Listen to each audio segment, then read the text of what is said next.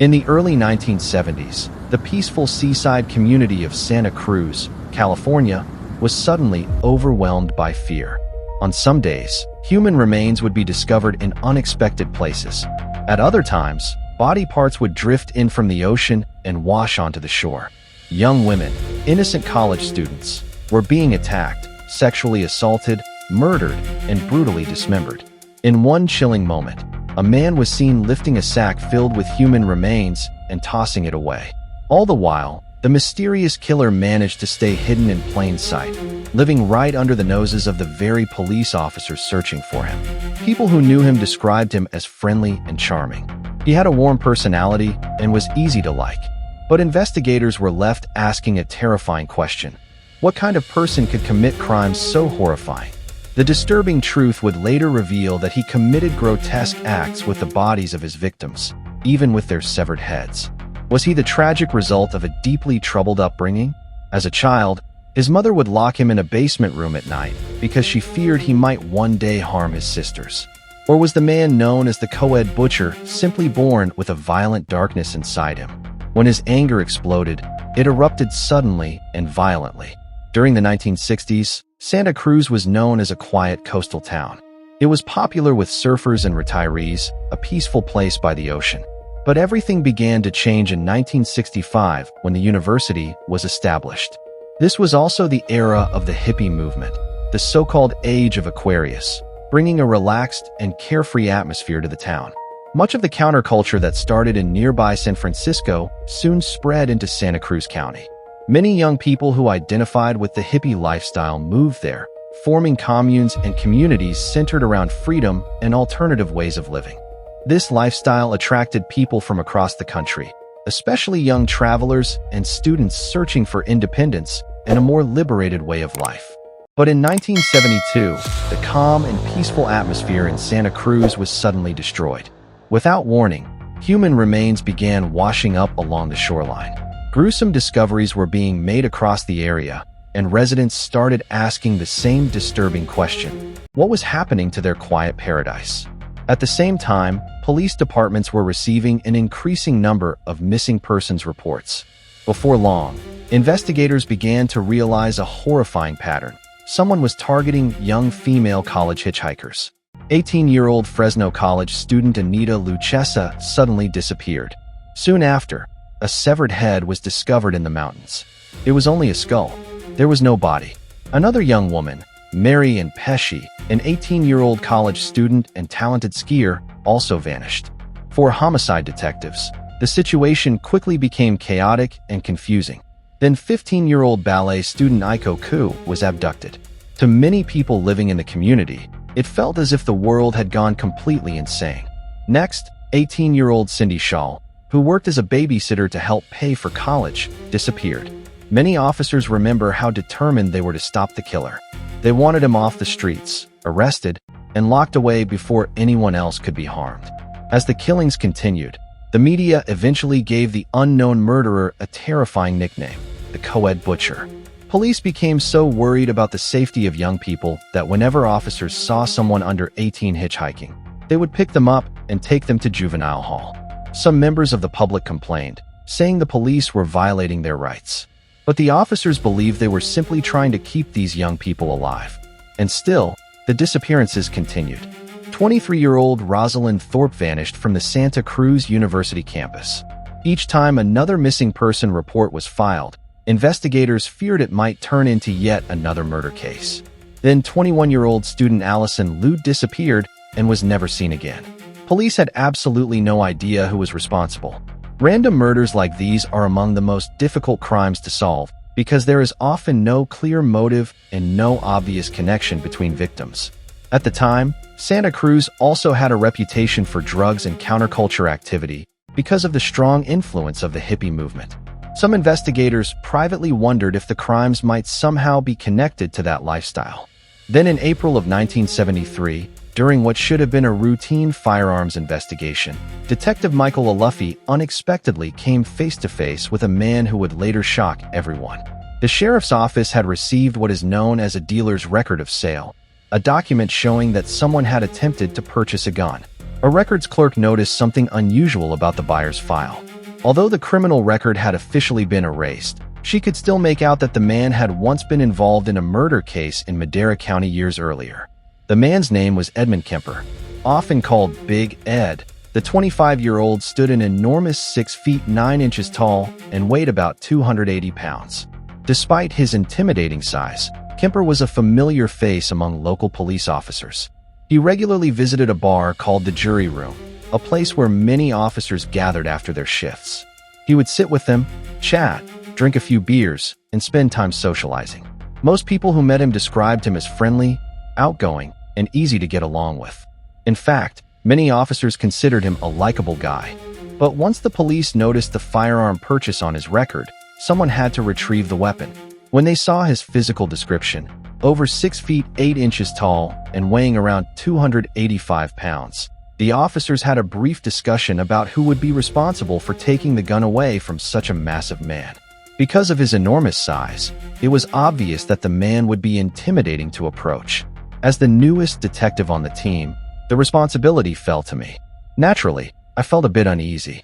After all, we were dealing with a huge man who owned a gun, and there was just me. At the time, Detective Aluffy had no reason to believe that the gun owner was connected to the co-ed murders. Edmund Big Ed Kemper lived with his mother in a quiet suburban neighborhood on a calm residential street. However, the exact location of his house was unclear. When we arrived, we parked nearby and began looking around, but nothing seemed to match the address we had been given. Several houses appeared to have similar numbers, so we weren't certain which one belonged to Kemper. We were still trying to figure it out when a car came around the corner and pulled into the area. I turned to my partner Dawn and said, "Let me ask this guy if he knows where Kemper lives." As I walked toward the vehicle, I noticed a man stretched across the front seat with the door open. He seemed to be working underneath the dashboard. When I got closer, I said, "Excuse me, could I talk to you for a moment?" The man stepped out of the car, and instantly I realized who he was. He towered over me, and I'm 6 feet tall. At that moment, it became clear that this was the man we were looking for, Edmund Kemper. I explained why we were there and told him that we needed to temporarily take possession of his firearm in order to confirm that he was legally allowed to own it. We walked over to the trunk of his car. Kemper pulled his keys from his pocket and began to unlock it. As he did, my partner and I instinctively moved apart. Whether from training or instinct, we both positioned ourselves on opposite sides of the trunk with our hands resting near our own guns. Inside the trunk, there was only a single bundle wrapped in what looked like a towel or blanket. Kemper started to reach for it, but I stopped him. "Hold on," I said. "Let me get that." I reached into the trunk, picked up the bundle, and opened it. Inside was the handgun we had come for. One detail caught my attention, though. The trunk had no lining or interior covering, which struck me as a bit unusual. Still, we took the firearm and left. Detective Aluffy turned the gun in at the station and didn't give the encounter much thought afterward. But 2 weeks later, everything changed. At around 5 o'clock in the morning, Officer Jim Connor was working the night shift when he overheard another officer answering a phone call. The caller was the man who had owned the gun, Ed Kemper. Because Connor knew him personally, he picked up the phone to speak with him. Almost immediately, he sensed that something was wrong. Kemper told him he was calling from a phone booth in Pueblo, Colorado. He said he hadn't slept in days. Then he said something chilling. He had done something very bad. Kemper confessed that he had killed his mother and also a friend of hers who had been visiting the house. He then asked if Officer Connor knew Detective Mickey Aluffy. When Connor said yes, Kemper explained that his home was difficult to find, but Aluffy would know exactly where it was, since he had previously been there to confiscate the gun. Police immediately contacted Detective Aluffy at his home. As he stood there listening to the information being relayed to him, he felt the blood drain from his body. The situation felt unreal. Officers rushed to Kemper's house. One deputy smashed a back window near the sliding glass door so they could get inside. Once inside, they began searching the house for the bodies. In a closet, they pulled back a sheet. Underneath it, they saw hair and blood. Then came the most shocking revelation of all. During his phone call with Officer Connor, Edmund Big Ed Kemper had also confessed to something else. He claimed that he was responsible for killing all of the missing college girls as well. Once arrested, 24-year-old Edmund Kemper began revealing a disturbing and unbelievable story. During the early 1970s, the coastal city of Santa Cruz, California, had been shaken by the mysterious disappearances of several young female college students. At the same time, investigators were making a series of horrifying discoveries involving human remains. Then in April of 1973, a shocking confession changed everything. Standing 6 feet 9 inches tall, 24-year-old Edmund Kemper admitted that he was the notorious killer known as the Co-Ed Butcher. According to his own confession, he had murdered 10 victims. Now in police custody, Kemper began explaining the dark story behind his crimes. Some investigators later described his life as both disturbing and strangely fascinating.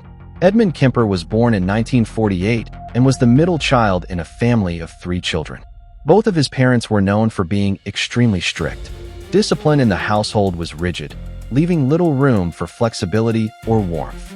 Growing up in Burbank, California, Kemper admired and looked up to his father. However, his relationship with his mother, Clarnell, was deeply troubled. Many people described her as harsh and controlling. She often criticized him and put him down when he was young. Some believed her behavior toward him could be considered verbally abusive because of how aggressive and harsh she could be. In 1957, after years of an unhappy marriage, Kemper's parents divorced. Edmund was just 9 years old at the time. His mother moved away with him and his 2 sisters. Even as a child, Kemper's behavior began to raise concerns. He displayed disturbing tendencies at an early age. For example, he would cut the heads off his sister's dolls or damage them in strange ways. At only 10 years old, he once said that if he ever had to kiss his teacher, he would have to kill her. Hearing such a comment from a child that young made adults wonder what might be going on in his mind. As he grew older, Kemper developed increasingly violent fantasies. His behavior escalated from damaging dolls to harming animals. At one point, he admitted to burying a cat alive. Later, he dug up the body and played with it. Many experts say that a history of cruelty toward animals is often found in the backgrounds of serial killers. In some psychological interpretations, cats are viewed as symbolic representations of femininity. Kemper was already showing warning signs that the FBI would later identify as common traits among serial murderers. Often these individuals are young males who develop disturbing and violent fantasies long before reaching adolescence. They frequently grow up in unstable homes with absent fathers and emotionally distant or hostile mothers. In many cases, they also display patterns of cruelty toward animals. Over time, these behaviors begin to form a recognizable pattern. As Kemper grew older, he became larger, stronger, and increasingly unusual. His mother eventually forced him to sleep in the basement and would lock the door at night. She feared he might one day harm his sisters. Kemper later described the basement as a frightening place. He slept on a simple cot with only a sleeping bag and a bare light bulb hanging from the ceiling. At night, he said he could hear rats moving around in the darkness, which made the experience even more terrifying for him. During his teenage years, Kemper eventually left his mother's home and traveled to Los Angeles in hopes of living with his father, whom he admired greatly. But the reunion did not go as he had hoped. When he arrived, his father rejected him. After that, Kemper was sent to live with his paternal grandparents on their isolated farm. It was there that his violent fantasies turned into real violence. He saw his grandmother as another strict and controlling authority figure, much like his mother. One day, while his grandfather was away from home, Kemper took a .22 caliber rifle and shot his grandmother, killing her. Later, realizing that his grandfather would soon return and discover his wife dead, Kemper decided he couldn't allow him to experience that shock. So when his grandfather came home, Kemper shot and killed him as well. He later claimed that he didn't want his grandfather to suffer the pain of discovering his wife's death. To investigators, this reasoning sounded completely irrational. After all, killing someone to spare them emotional pain makes no logical sense. After the murders, Kemper was diagnosed with paranoid schizophrenia and sent to the Secure Atascadero State Hospital. Some experts later believed the institution was not a healthy place for someone like him. Instead of helping him recover, it may have exposed him to even more dangerous influences. One of the staff members there was Dr. William Schamberger. At the time, the hospital housed around 1,600 patients. Among them were dozens of murderers and hundreds of mentally disordered sex offenders. Despite this enormous population, there were only about 10 psychology staff members working there. Although Schamberger was not Kemper's personal therapist, he interacted with him regularly. He described Kemper as intelligent and easy to talk to. In fact, Kemper appeared to be a model patient. Because of this, he eventually became a trusted assistant to the psychology staff. This role allowed him access to detailed records about the crimes committed by other patients, including descriptions of their methods and manipulation techniques. When Kemper entered the hospital, he was only 15 years old and had no sexual experience. During adolescence, however, violent fantasies often become mixed with sexual urges. For some individuals, this leads to disturbing fantasies about controlling or harming others rather than forming normal relationships. Kemper later admitted that he spent much of his time in the hospital consumed by sexual fantasies. As part of his duties, he was also able to read psychological test results and evaluation papers. Kemper was extremely intelligent and quickly learned what psychiatrists and psychologists expected to hear from their patients. He understood the diagnostic criteria and used that knowledge to manipulate the system. Eventually, the staff believed he had improved. After 5 years in the institution, Kemper, now 20 years old and standing 6 feet 9 inches tall, was released. However, there had been one important recommendation. He should not return to live with his mother. Unfortunately, that advice was ignored. Instead, Kemper moved back in with her. His social life remained extremely limited. He felt awkward and uncomfortable around women and often described himself as lonely. At 21 or 22 years old, he had likely never even gone on a date. Imagine trying to explain your life to someone new, admitting that you had murdered your grandparents and spent the past 5 years in a mental institution. While this background doesn't excuse what happened next, it helps explain the isolation he experienced. Soon after, Kemper began picking up female hitchhikers. Some of those encounters would end in murder, and sometimes in even more horrifying acts. Once in police custody, Kemper began describing his crimes in shocking detail. Investigators said his case represented one of the most complex examples of sexual pathology they had ever seen. He openly discussed many disturbing aspects of his behavior. By 1973, after several young women had disappeared or been murdered, detectives were now holding the 6'9" killer responsible. Unlike some criminals, Kemper seemed eager to talk. He led investigators to different locations connected to the murders and described his actions with chilling precision. Some serial killers refuse to discuss their crimes. Others, however, crave attention and want to be at the center of the story. Kemper clearly belonged to the second group. Investigators later learned that he had spent months preparing for his crimes. He traveled throughout Central California and even down to Los Angeles, picking up hitchhikers as practice runs. During these drives, he would study the women sitting beside him, thinking about them and imagining what he might do.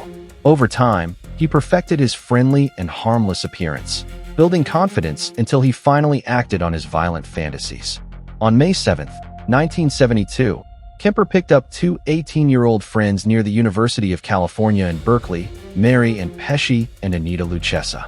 Once they entered the car, he used a clever trick. He would tell them their door wasn't closed properly. Because of his enormous size, he could easily reach across the car to open and shut it himself.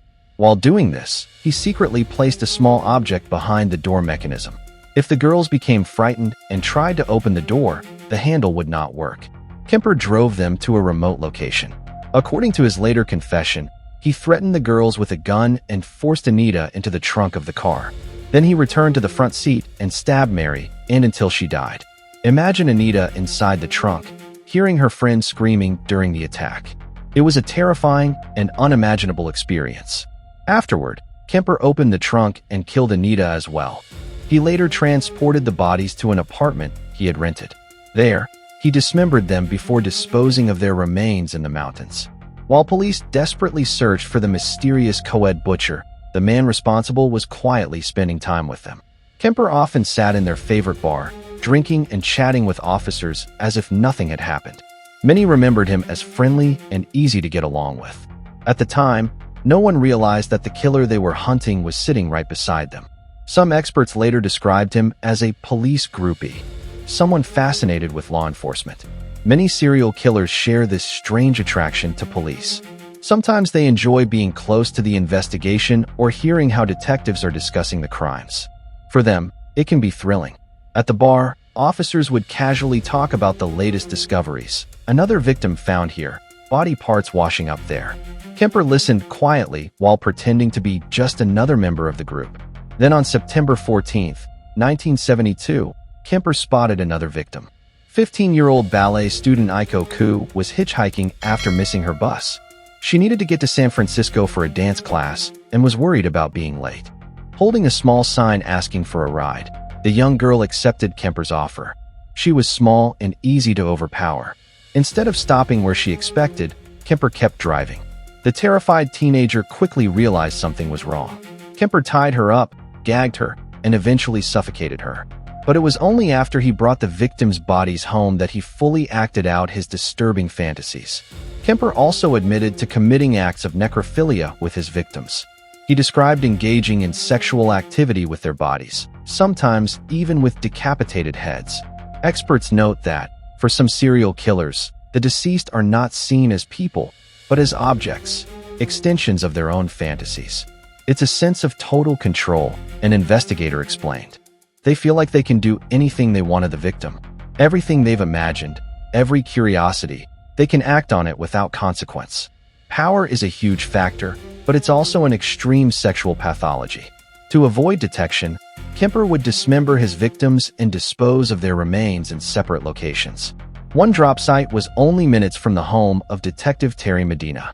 When I realized he'd been up in that area, it hit me hard, Medina said. My wife and our 2 young kids were often home alone. It was chilling. Kemper would carry the body in a sack to the edge of a remote cliff. There were no barriers at the time, and dump it over. This was how he disposed of Aiko Ku's remains. Of all the murders, Medina said, this one stayed with him the most. Some cases just get under your skin more than others, he reflected. Kemper's killing spree continued. He later murdered 3 more young women. 23-year-old Rosalind Thorpe, 21-year-old Allison Liu, and 18-year-old Cindy Shaw, a babysitter known to police officer Jim Connor. She was young, friendly, and responsible, Connor remembered. We trusted her to watch our children. The fact that she became a victim hits very close to home. Kemper brought Cindy's body into his mother's apartment. Even after dismembering her, he kept her head, believing he had a personal attachment to her. He later confessed to hiding the head in the backyard, beneath his bedroom window, creating what he thought was a symbolic connection. It's almost unbelievable, Medina said. Ed seemed like a gentle giant, affable and likable. That someone like him could commit these acts, it's hard to comprehend. By March 1973, Kemper had killed 6 young women. Yet in April, a routine visit from Detective Michael Aluffy to confiscate a firearm unexpectedly set off a panic in Kemper. He thought we were playing cat and mouse, Aluffy explained. He believed we already knew he was the murderer and were testing him. Fearing that his mother, Clarnell, might discover his crimes, Kemper decided to commit the murder he had fantasized about since childhood. At 4 a.m., he entered his mother's bedroom with a hammer and struck her repeatedly, killing her in a brutal attack. He then decapitated her and committed further desecration, placing her head on the fireplace mantel, even throwing darts at it, symbols of his anger over years of perceived abuse. He cut her vocal cords and attempted to destroy them, claiming her voice had long tormented him. When Kemper feared his mother's best friend might discover the murder, he invited her to the house and killed her as well. After 3 days without sleep, he finally called the police and confessed. Detective Medina recalled the scene. It looked like no one had been there, like someone had gone on vacation. Flipping over the mattress revealed it was soaked in blood. And then we found a note he'd left. Sorry gents for the mess, but really had no time. I had never seen anything like that in my 43-year career. The 2 bodies were found hidden carefully in closets. In October 1973, Kemper went to trial for multiple murders. Everyone sought to answer the same question. How could such a large, seemingly friendly man commit such horrors? Defense investigator Harold Cartwright spent more than 100 hours with Kemper. I never felt threatened, he said.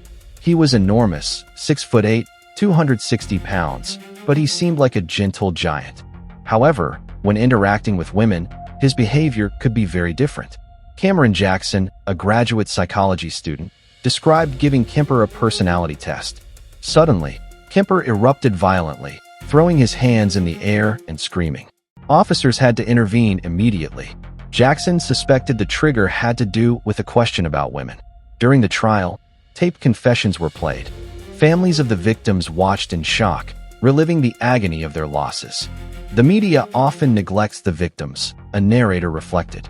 These were young women with lives ahead of them, careers, dreams, families. All of that was stolen by a murderer. The tragedy of these families remains just as real today as it was in 1972. On November 8, 1973, Edmund Kemper was convicted on 8 counts of first-degree murder and sentenced to life imprisonment. What drove him to kill 10 innocent victims? Was it the trauma of a troubled family, the abuse from his mother, or something inherent in his nature? Kemper himself once said it was a way to control them, a dark manifestation of power and obsession. That brief remark was the only time Kemper ever offered even a hint of explanation for his actions. It was the only statement he made to me that touched on why he did any of it, an investigator recalled. To many experts, Edmund Kemper represents the textbook example of a sociopath. He shows no real sense of guilt, one observer said. Everything revolves around him. There's no compassion there. Understanding how Kemper viewed his victims is difficult. Some investigators believe he saw them not as human beings, but as objects. One way to think about it, another expert explained, is to compare it to someone working in a butcher shop. When a butcher cuts apart a chicken, they don't feel emotional attachment. To Kemper, his victims may have become something similar, objects he could manipulate and destroy. Others struggle to determine whether his crimes were driven by biology or environment. You look at him and wonder if something in his brain simply didn't work the way it should, a former investigator reflected. Maybe a chemical imbalance or neurological problem. But then you step back and think about the way he grew up, the family conflict, the isolation, the experiences he had. Maybe those shaped him into the person he became. Some even speculate that, in his mind, the real target of his violence had always been his mother.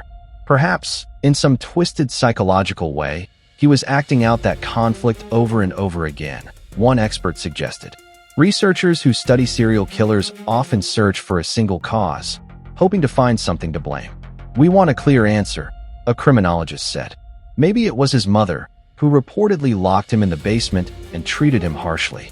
But people who spend time around individuals like this often say they sense something unsettling about them, something they can't quite explain.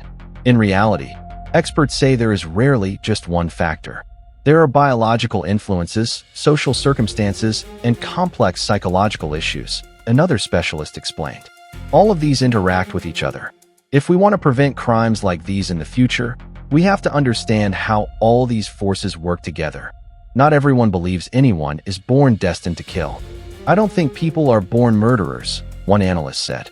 Every person enters the world with strengths and weaknesses, physical, emotional, and mental. Life events shape us. Most people find ways to cope with hardship. Some, unfortunately, do not. Years after Edmund Kemper had been imprisoned, a package arrived at the home of psychiatrist Dr. William Schanberger, who had known him when he was younger. Inside the parcel was a handmade cup. It took him about a year to craft it, Schanberger recalled. The design is very intricate, almost like a battered piece of pottery. Inscribed on the cup were the words, "I beg your pardon." On the bottom was another phrase, "I never promised you a rose garden." To Schanberger, the message appeared to be Kemper's attempt at a deeply personal apology. Some who encountered Kemper believed there was a part of him that longed for a normal life. "I sensed that while he was testifying," one observer said. "There's a side of him that seems genuinely horrified by what he did, just like the rest of us." In the end, however, the damage had already been done. "I don't believe there's any part of him that feels satisfied with how his life turned out," another investigator reflected. But for the families of his victims, the consequences of Edmund Kemper's crimes will last forever.